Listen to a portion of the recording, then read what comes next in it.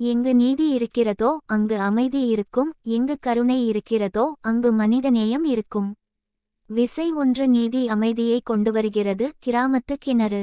ஒரு சிறிய கிராமத்தில் ஒரே ஒரு கிணறுதான் இருந்தது. சக்திவாய்ந்த குடும்பங்கள் அதை தாராளமாக பயன்படுத்தின. ஆனால் ஏழைகள் ஒதுக்கி தள்ளப்பட்டனர். தினமும் சண்டைகள் வெடித்தன. சண்டைகள், கோபம் மற்றும் வெறுப்பு கிராமம் முழுவதும் நிறைந்திருந்தன. ஒரு நாள் ஒரு ஞானமுள்ள பெரியவர் ஒரு கூட்டத்தை கூட்டி ஒரு நியாயமான விதியை உருவாக்கினார். அனைவருக்கும் குறிப்பிட்ட நேரங்களில் கிணற்றை அணுக சமமான வாய்ப்பு வழங்கப்படும். யாரும் ஆதிக்கம் செலுத்த முடியாது. முதலில் சக்திவாய்ந்தவர்கள் மகிழ்ச்சியற்றவர்களாக இருந்தனர். ஆனால் விரைவில் ஏதோ ஒன்று மாறியது. சண்டைகள் இல்லை, கூச்சல்கள் இல்லை, கசப்பு இல்லை. மக்கள் ஒருவரையொருவர் அமைதியாக வாழ்த்திக் கொண்டனர். நீதி சமநிலையை மீட்டெடுத்தது. அமைதி இயல்பாகவே பின்தொடர்ந்தது. மக்கள் தங்களுக்கு நியாயமாக நடத்தப்படுவதாக உணரும்போது அவர்களின் இதயங்கள் அமைதியடைகின்றன. விசை 2 நீதி மறுக்கப்படும்போது அமைதி அழிக்கப்படுகிறது. வகுப்பறை கதை. ஒரு ஆசிரியர் மற்றவர்கள் தவறு செய்தபோதும் ரவி என்ற ஒரு மாணவனை மட்டும் எப்போதும் தண்டிப்பார்.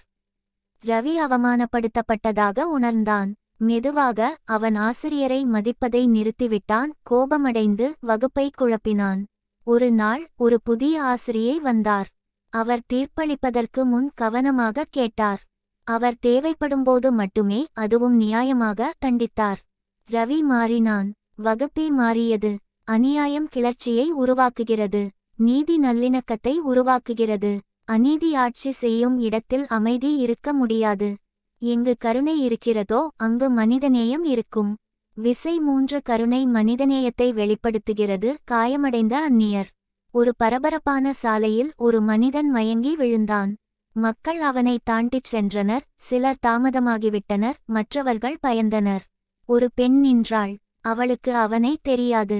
அவனுடைய சாதி, மதம் அல்லது அந்தஸ்தை பற்றி அவள் கேட்கவில்லை. அவள் அவனது வலியை உணர்ந்து அவன் மருத்துவமனைக்குச் செல்ல உதவினாள்.